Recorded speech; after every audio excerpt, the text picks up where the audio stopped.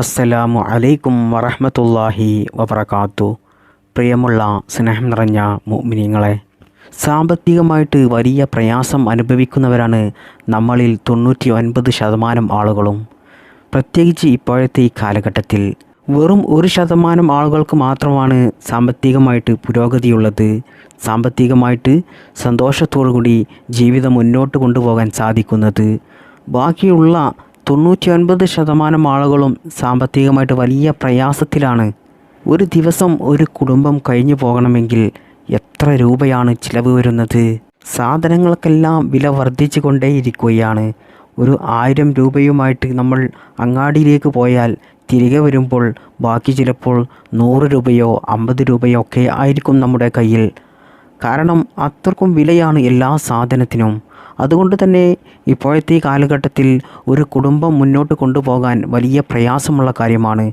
ഒരു കുടുംബം, ഒരു നാഥൻ മുന്നോട്ട് കൊണ്ടുപോവുക എന്ന് പറഞ്ഞാൽ ആ കുടുംബത്തിലുള്ള ആളുകൾക്ക് ഭക്ഷണം നൽകിയാൽ മാത്രം പോരല്ലോ. അവർക്കെല്ലാം വസ്ത്രം നൽകണം, അവർക്ക് രോഗങ്ങൾ വന്നാൽ അവരെ ചികിത്സിക്കണം. മാത്രമല്ല, സ്കൂളിൽ പഠിക്കുന്ന കുട്ടികളുണ്ടെങ്കിൽ അവരുടെ വിദ്യാഭ്യാസത്തിനാവശ്യമായി ഒരുപാട് പണം ചിലവാകും. അതായത് സ്കൂളിലെ ഫീസ് അടക്കേണ്ടി വരും, അവർക്കാവശ്യമായ പുസ്തകങ്ങൾ വാങ്ങേണ്ടി വരും, അതുപോലെ യൂണിഫോം, അവർ സ്കൂളിലേക്ക് പോകുന്ന വാഹനത്തിൻ്റെ ഫീസ് അടക്കണം. മാത്രമല്ല, ഇപ്പോൾ പല മാമൂലുകളുമുണ്ട് കുടുംബത്തിൽ, അതെല്ലാം ചെയ്തു തീർക്കണം. അതിനൊക്കെയും ഒരുപാട് കാശ് ചിലവാകും. അതായത് കയ്യിൽ കാശുള്ള ആളുകൾ കുടുംബത്തിൽ പല മാമൂലുകളും ചെയ്യുന്നത് കൊണ്ടുവരും. അത് ഞാൻ വിശദീകരിക്കുന്നില്ല, സ്ത്രീകൾക്കൊക്കെ അറിയാം. എന്നാൽ ഒരു കാര്യവുമില്ലാത്ത ഇത്തരത്തിലുള്ള വേണ്ടാത്ത ചിലവുകൾ അത് വെറുതെയാണ്. അതുകൊണ്ട് പാവപ്പെട്ട ആളുകളാണ് അതിൽ പെട്ടുപോകുന്നത്, കയ്യിൽ കാശില്ലാത്ത. കാരണം അവരും അത് കുടുംബത്തിൽ ചെയ്യേണ്ട ഒരു അവസ്ഥ വരികയാണ്. അത് ചെയ്തില്ലെങ്കിൽ അവരെ പരിഹസിക്കാൻ ആളുകളുണ്ടാകും, അവരെ കളിയാക്കാൻ, അവരെ താഴ്ത്തിക്കെട്ടാൻ ആളുകളുണ്ടാകും. പ്രത്യേകിച്ചും നമ്മുടെ വീട്ടിൽ നിന്നും ഒരു പെൺമക്കളെ മറ്റുള്ള വീട്ടിലേക്ക് നമ്മൾ വിവാഹം കഴിച്ച് അയച്ചു കഴിഞ്ഞാൽ കുടുംബത്തിൽ വരുന്ന പല മാമൂലുകളും നമ്മൾ അവിടെ ചെയ്തില്ലെങ്കിൽ നമ്മൾ വിവാഹം ചെയ്തയച്ച ആ പെൺകുട്ടിക്ക് ആ വീട്ടിൽ ഒരു സുഖവും ഉണ്ടാകില്ല, ഒരു സമാധാനവും ഉണ്ടാകില്ല. എപ്പോഴും അവളുടെ അമ്മായിമാർക്കും നാത്തൂന്മാർക്കും ചില ഭർത്താക്കന്മാർക്കും അവളെ കളിയാക്കാനേ സമയമുണ്ടാവുകയുള്ളൂ. അവളുടെ മാതാപിതാക്കളെക്കുറിച്ചും അവളുടെ കുടുംബത്തെയുമൊക്കെ പറഞ്ഞുകൊണ്ട് കളിയാക്കുകയും പരിഹസിക്കുകയും ചെയ്യും. എപ്പോഴും കുറ്റപ്പെടുത്തിക്കൊണ്ടേയിരിക്കും. കാരണം എന്താണ്? കുടുംബത്തിൽ ചെയ്യേണ്ട ഇത്തരത്തിലുള്ള പല മാമൂലുകളും ചെയ്തില്ല. ഇതൊക്കെയും ഒരു അനാവശ്യ ചിലവാണ്. ഇതൊന്നും ചെയ്യണമെന്ന് പരിശുദ്ധ ഇസ്ലാം എവിടെയും പറഞ്ഞിട്ടില്ല. എന്നാൽ ഇതൊക്കെ കയ്യിൽ കാശുള്ളവർ കൊണ്ടുവരുന്ന പല കാര്യങ്ങളുമാണ്. ഇതിൽ പാവപ്പെട്ടവർ പെട്ടുപോവുകയാണ്. അതുകൊണ്ട് തന്നെ പലരും സാമ്പത്തികമായിട്ടില്ലാത്തവർ വലിയ കടത്തിലാകുന്നതുമൊക്കെ ഇതുകൊണ്ടൊക്കെ തന്നെയാണ് കൂടുതലും. പ്രിയപ്പെട്ടവരെ, എത്ര ആളുകളുണ്ട് ചെറിയ സാലറിക്ക് വേണ്ടിയിട്ട്, ചെറിയ ശമ്പളത്തിന് വേണ്ടിയിട്ട് ജോലി ചെയ്യുന്നവർ. അവർക്കൊക്കെ അവരുടെ കുടുംബത്തിൽ എന്തെങ്കിലും വലിയ ചിലവ് വന്നാൽ, അതായത് എന്തെങ്കിലും കല്യാണ ചിലവോ അല്ലെങ്കിൽ ആർക്കെങ്കിലും രോഗങ്ങൾ വന്നാൽ, ഹോസ്പിറ്റൽ കേസ് വന്നാൽ, ഇത്തരത്തിലുള്ള വലിയ വലിയ ചിലവുകൾ വന്നാൽ അവർ ആകെ പെട്ടുപോകും. അവർ ആകെ പ്രയാസത്തിലാകും. കാരണം അവർക്ക് കിട്ടുന്ന ചെറിയ ശമ്പളം കൊണ്ട് അവരുടെ വീട്ടിലെ ചിലവ് പോലും തട്ടിമുട്ടിയായിരിക്കും പോകുന്നത്. അതിനിടയിൽ ഇത്തരത്തിലുള്ള വലിയ സാമ്പത്തിക ചിലവുകൾ വന്നാൽ ആകെ കുടുങ്ങിപ്പോകും. ആ സമയത്താണ് ആകെ പ്രയാസപ്പെടുകയും പിന്നീട് കടം വാങ്ങേണ്ട ഒരു അവസ്ഥ വരികയും ചെയ്യുന്നത്. പലരും ആ സമയത്ത് ലോൺ എടുക്കും. ലോൺ എടുക്കുകയല്ലാതെ മറ്റ് നിർവാഹമില്ല. ആരാണ് പണം കടം കൊടുക്കുക? പാവപ്പെട്ടവരല്ലേ. അവർക്ക് പണം കൊടുത്താൽ തിരിച്ചു കിട്ടുമോ എന്നൊക്കെ പേടിച്ചുകൊണ്ട് ചിലർ കടം കൊടുക്കില്ല.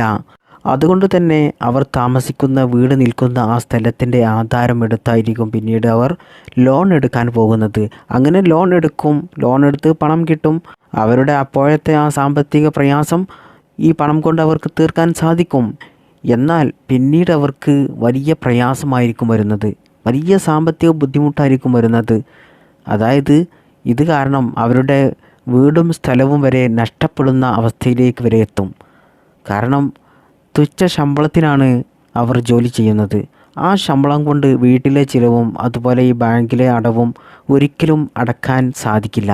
അതുകൊണ്ട് തന്നെ ബാങ്കിലെ അടവ് തെറ്റും, അടവ് തെറ്റി പലിശ അധികരിക്കും. അവസാനം വീടും സ്ഥലവും ജപ്തിയുടെ വക്കിൽ വരെ എത്തും. ജപ്തിയുടെ വക്കിൽ എത്തുക മാത്രമല്ല, ബാങ്കിന് അവർ കൊടുത്ത പണം അവർക്ക് കിട്ടണമല്ലോ. അതിനു വേണ്ടിയിട്ട് അവർ പറഞ്ഞ ആ സമയത്ത്, പറഞ്ഞ ഡേറ്റ് അത് തെറ്റിക്കഴിഞ്ഞാൽ അവർ ജപ്തി ചെയ്യും, വീട് സീൽ വെക്കും. അതുകൊണ്ട് തന്നെ ഇവർക്ക് പിന്നീട് വീടും സ്ഥലവും ഒന്നും ഇല്ലാത്തൊരു അവസ്ഥയാകും. പിന്നീട് അവർ വാടക വീട്ടിൽ താമസിക്കേണ്ട അവസ്ഥ വരും. അവർ പെരുവയിലാകും. അതൊരു വല്ലാത്തൊരു അവസ്ഥയായിരിക്കും ആ സമയത്ത് ഉണ്ടാകുക. ചിന്തിക്കാൻ പോലും നമുക്ക് കഴിയില്ല. അങ്ങനെ എത്ര ആളുകൾ ഈ ലോകത്ത് പ്രയാസപ്പെടുന്നുണ്ട്. നമ്മുടെ വീടിൻ്റെ അടുത്തോ അല്ലെങ്കിൽ നമ്മുടെ നാട്ടിലോ ഒക്കെ ഇങ്ങനെയൊരു അനുഭവം ഉണ്ടെങ്കിൽ നമ്മൾ അറിയും. അല്ലാതെ ലോകത്തിൻ്റെ നാനാഭാഗത്തും എത്ര ആളുകളുണ്ട്. ഒരു അന്തി ഉറങ്ങാൻ, ഒരു നേരത്തെ ഭക്ഷണത്തിന് പോലും കയ്യിൽ പണമില്ലാതെ പ്രയാസപ്പെടുന്നവർ. എന്നാൽ പ്രിയപ്പെട്ടവരെ, ഒരു വിശ്വാസിയെ സംബന്ധിച്ചിടത്തോളം ഇത്തരത്തിലുള്ള സാമ്പത്തിക പ്രയാസങ്ങളൊക്കെ ഉണ്ടെങ്കിലും അതിനെയൊക്കെ എളുപ്പത്തിൽ സന്തോഷത്തോടു കൂടി നമുക്ക് നേരിടാനും അത് പരിഹരിക്കാനും പരിശുദ്ധ ഇസ്ലാം പല മാർഗങ്ങളും നിർദ്ദേശിക്കുന്നുണ്ട്. ആ കാര്യങ്ങൾ നമ്മൾ തേടിപ്പോവുകയാണ് വേണ്ടത്. എന്നിട്ട് അത് നമ്മൾ ജീവിതത്തിൽ ചെയ്തു നോക്കുക. എന്നാൽ ഇൻഷാ അല്ലാഹ് ഉറപ്പാണ്, അല്ലാഹു സുബ്ഹാനഹു തആല നമ്മുടെ എല്ലാ സാമ്പത്തിക പ്രയാസങ്ങളും മാറ്റിത്തരും. കാരണം നമുക്ക് ജീവിക്കാനാവശ്യമായ നമ്മുടെ എല്ലാ കാര്യങ്ങളും, നമ്മുടെ ശരീരമടക്കം അത് പടച്ച തമ്പുരാൻ്റെതല്ലേ. അതുകൊണ്ട് അവനിക്ക് മാത്രമേ ഇത്തരത്തിലുള്ള പ്രശ്നങ്ങൾക്കും പ്രയാസങ്ങൾക്കും പരിഹാരം നൽകാൻ സാധിക്കുകയുള്ളൂ. എല്ലാം അവനോട് പറയുക. അത് പറയേണ്ട രീതിയിൽ നമ്മൾ അള്ളാഹുവിനോട് പറയണം. അള്ളാഹു സുബ്ഹാനഹു തആല നമ്മുടെ ദുആ സ്വീകരിക്കാൻ ഒരുപാട് മാർഗങ്ങൾ പരിശുദ്ധ ഇസ്ലാം നമുക്ക് പഠിപ്പിച്ചു തന്നിട്ടുണ്ട്. മുത്തനബി സല്ലല്ലാഹു അലൈഹി വസല്ലമ തങ്ങൾ നമുക്ക് പഠിപ്പിച്ചു തന്നിട്ടുണ്ട്.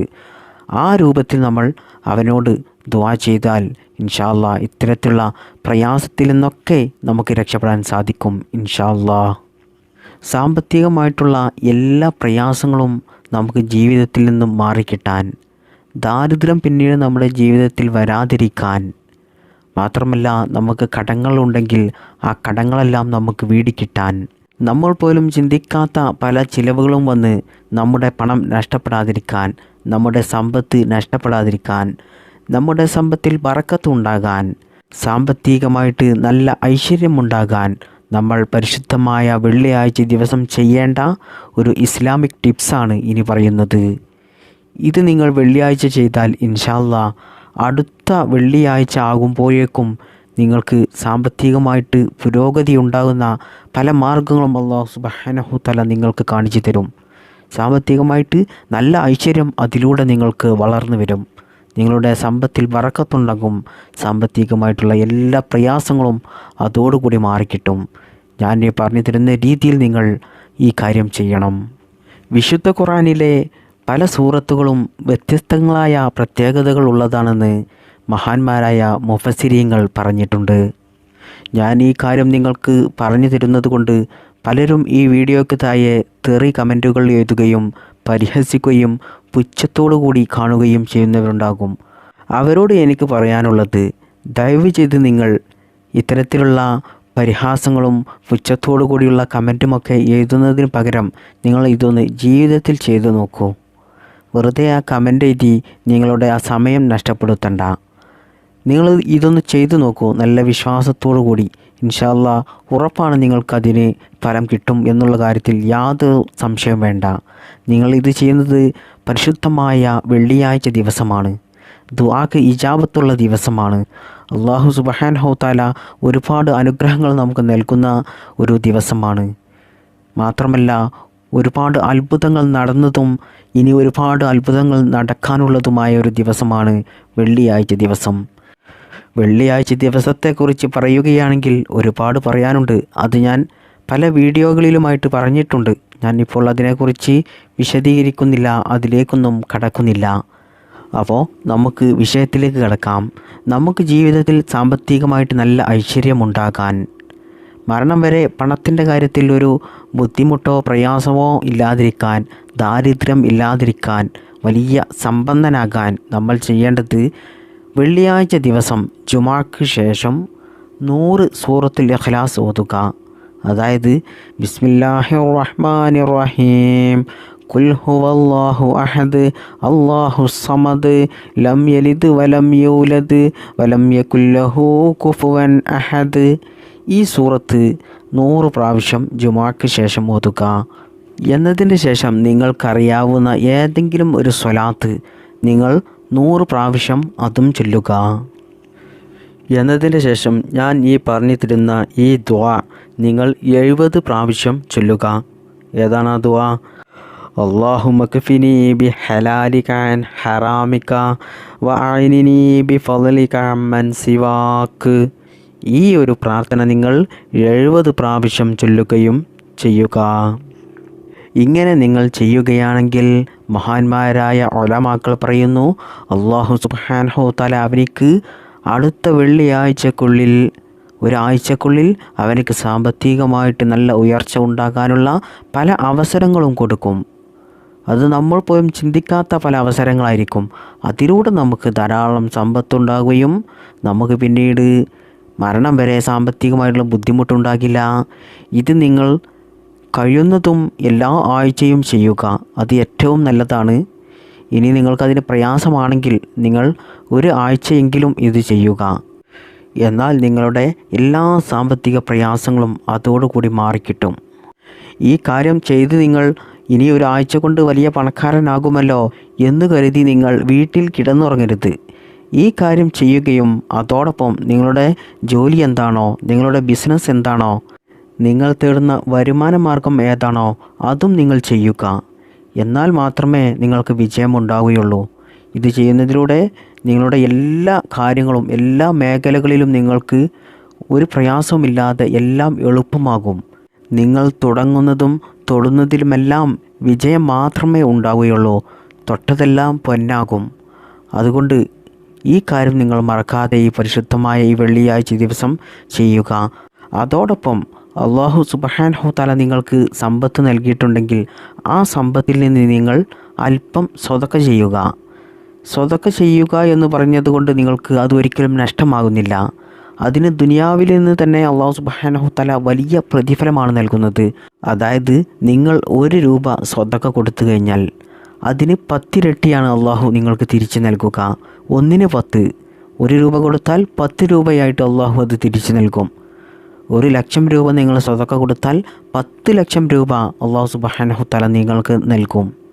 അപ്പോൾ നമ്മൾ സ്വതക്ക കൊടുക്കുന്നത് കൊണ്ട് നമുക്കൊരു നഷ്ടവുമില്ല, വിജയം മാത്രമേ ഉണ്ടാവുകയുള്ളൂ. ഈ ലോകത്ത് പണക്കാരായിട്ടുള്ള ഏത് ആളുകളെ നിങ്ങൾ എടുത്തു നോക്കിയാലും അവർ സ്വതക്ക കൊടുക്കുന്നവരായിരിക്കും, മറ്റുള്ളവരെ സഹായിക്കുന്നവരായിരിക്കും. അതിനി മറ്റുള്ള മതസ്ഥരാണെങ്കിലും അവർ സഹായം ചെയ്യുന്നവരായിരിക്കും.